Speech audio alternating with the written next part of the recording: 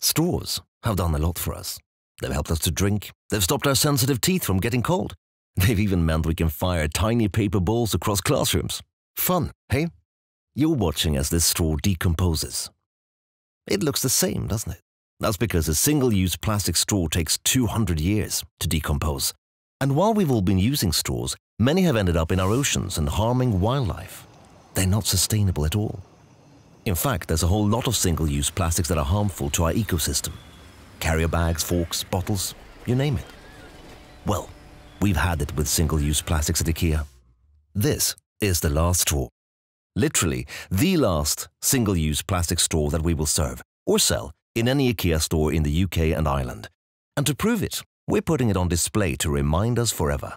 It might seem like one small step, but if we work together, we can make big steps in protecting the home we all share and make single-use plastics a thing of the past.